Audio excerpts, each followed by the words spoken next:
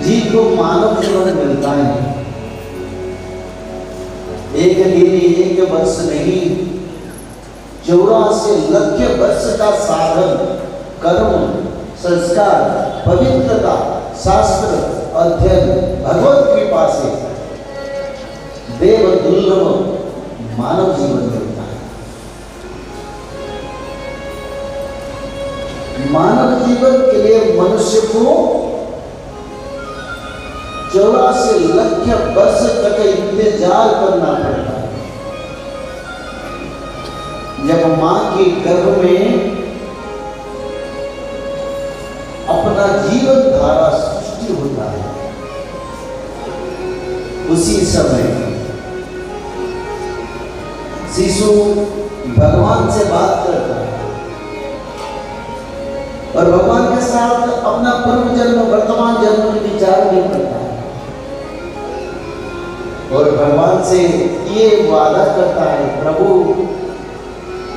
अगर इस बार मेरे को मानव जीवन मिल रहा है तो मैं सत्संग करूंगी, शास्त्र पढ़ूंगी, तपस्या दया दान पालन करके मैं मेरा अपना स्थान जहाँ जीवों का उत्पत्ति हुआ उसी क्षेत्र को वैकुंठ को मैं लौटाऊंगी। पर जन्म के बाद यस्मात् माया वेद माया जगत जायते, ये संसार माया का स्वरूप है। पंच इंद्रिय कवली थे, माया, मोह, लोभ, अहंकार, दंभ। लोभ के कारण मनुष्य जन्म होने के बाद पार्थिव तत्व से आसक्ति बढ़ जाता है। पार्थिव संपत्ति के प्रति हर दिन मन जाते जाते उसमें मन लग जाता है। पार्थिव तत्व क्या है? ये जो सुंदर संसार देखते हैं ना, इसमें संपत्ति तत्व है, परिवार भी तत्व है, अर्थ वैभव भी तत्व है, सुख संभोग भी कामना वासना तत्व है। इसी तत्व में मानव कबलित हो जाता है और वादा जो प्रभु जी से किया था उसको भूल जाता है। बोले यही मैं रहूंगा, यही मेरा निवास है, पर सच में हमारा निवास तो वही भगवान से ही हुआ।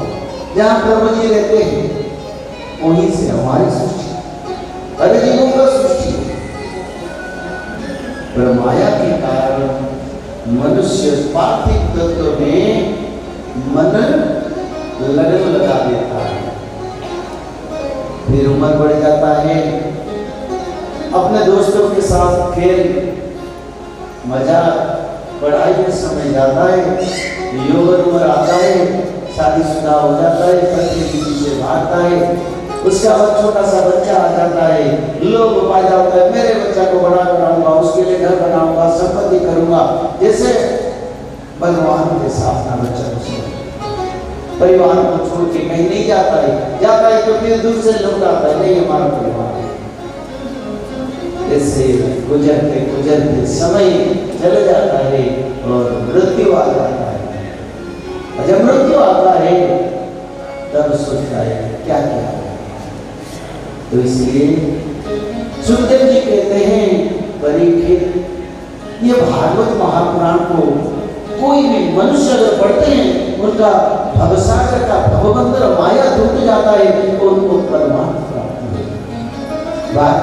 भागवत श्रवण संकीर्तन, भागवत मनन, भागवत पठन और भागवत कथा को जो आपस में विचार करते हैं उन्हीं को भव व्यथा यानी सांसारिक दुख से मुक्त हो जाता है। तो इसलिए श्रीमद् भागवत महापुराण का द्वितीय स्कंद का द्वितीय अध्याय में राजा परीक्षित सुखदेव जी का विचार है। मनुष्य का सत्य मुक्ति क्रमो मुक्ति, जीवों का मुक्ति कैसे होगा। आजकल लोग तो पूछते हैं मेरा कैसे बढ़ावा होगा, मैं कैसे बड़ा बनूंगी, मेरा कैसे वो समस्या दूर हो जाए। पर मैं तो कहता हूँ वो समस्या नहीं है, वो तो एक क्षणमात्र समय है। पर मुख्य समस्या तो तेरा मुक्ति का, तेरा बंधन से तेरे को तब मुक्ति। अकेले आए अकेले जाएंगे, कोई नहीं जाएगा वापस। संसार में कोई भी मनुष्य ऐसा नहीं, ना शास्त्र में ना इतिहास में हमने लिखे एक साथ सब मिलके गए, सब अपना अपना रास्ता सीखा। और मृत्यु जब आता है तब उनको सारे दुनिया दिखाई देता है कहां जाएगा। और उसी समय मनुष्य विचार करता है कितने समय लिए प्रभु जी ने, मैंने तो प्रभु जी से वादा किया था पर सब भूल गया। विषया वासना, सांसारिक मोह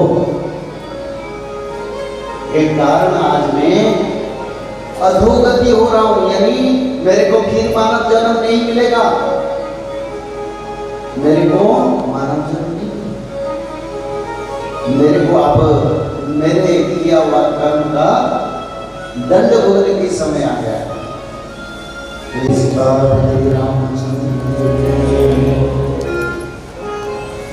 तुलसीदास महाराज ने रामचरितमानस में ये दोहा लिखे, जन्म जन्म मुनि जतन सुहाई, अंत राम कही आवत नाही। 16 नाम जो सत्य है, औषधे चिंतन विष्णु भोजनश्च जनार्दन, शयने पद्मनाभंश्च विवाहश्च प्रजापति, युद्धे चक्रधरं देवं प्रवासिश्च त्रिविक्रमं, नारायणं तनुत्यागे श्रीधरं प्रियासंगमे, दुःस्वप्ने स्मर गोविंदं संकटे मधुसूदनं, कानने नरसिंहंश्च पावके जलसायिनं, जलमत्ते वरांश्च गमने वामनश्चैव, पर्वते रघुनंदनं, सकल कार्ये सुमाधव। सभी नाम की परे माधव नाम।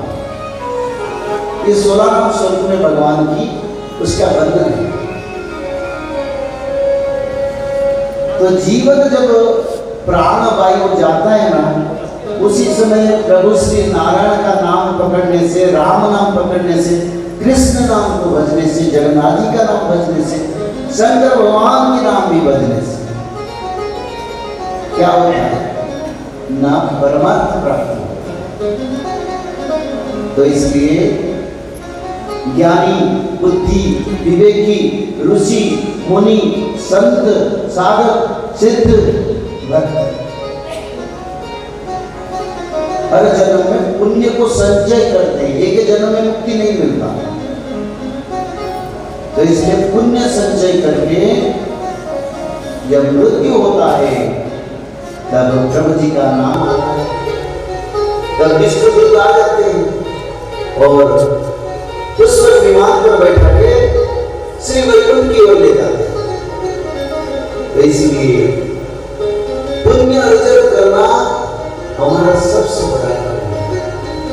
और मुनि से बड़ा ज्ञानी है, संत सब ज्ञानी है, इसलिए पुण्य अर्जन करते हैं। पर सुखदेव जी कहते हैं कोई भी मानव श्रीमद् भागवत महापुराण को बार बार जन्म लेना नहीं पड़ेगा, रास्ता भटकना नहीं पड़ेगा।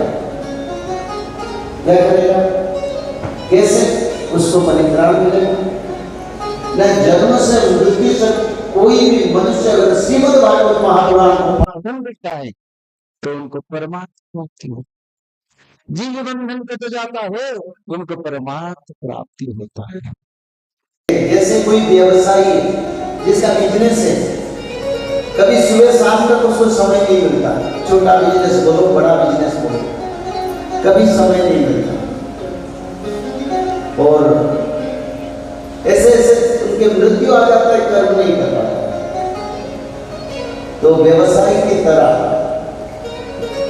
हमारी जीवन धारा भी ऐसा है।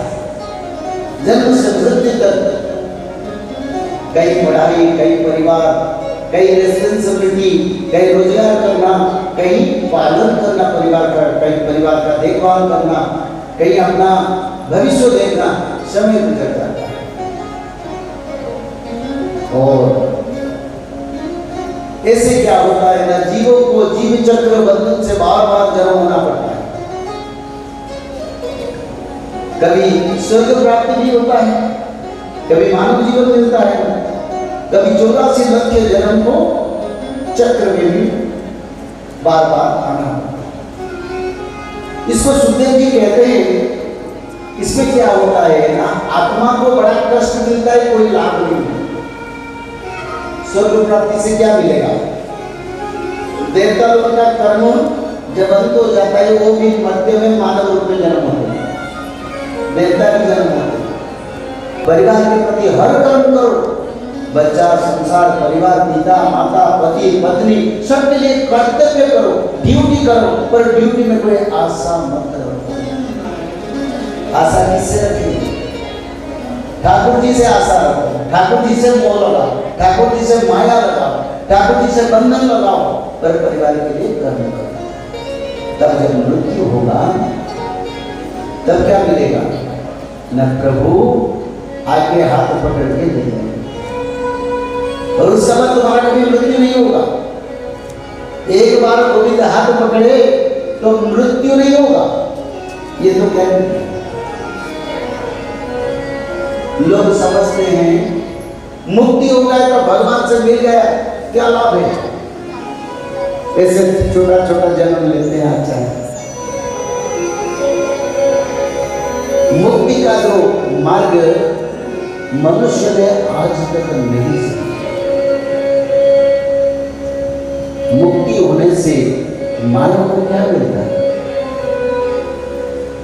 क्या ये पार्थिव संसारिक हमारी संपत्ति वैभव सभी से ऊपर है और सबसे सुखदायक है? हाँ,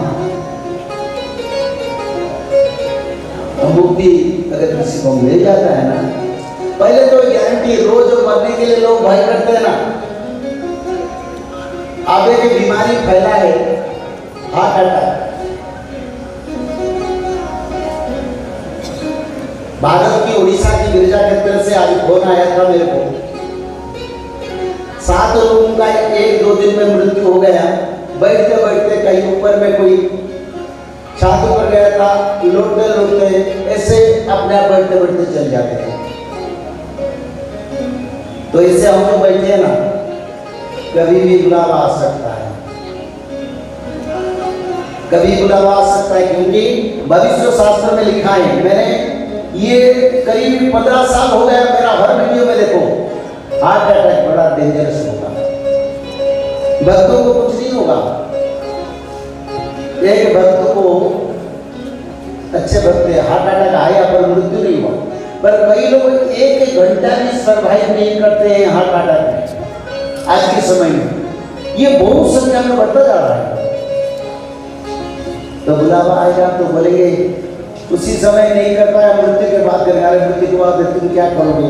तुम्हारे कर्म के अनुसार क्या जीवन मिलेगा, क्या कर्म मिलेगा, क्या फल करोगे, क्या क्या कर पाओगे, नहीं कर पाओगे, तेरे को क्या पता चले? तो इसलिए मुक्ति चाहिए। तो मुक्ति में क्या मिलेगा ये भी जानो, जानने की इच्छा है तो हाथ उठाओ। मुक्ति में क्या मिलेगा?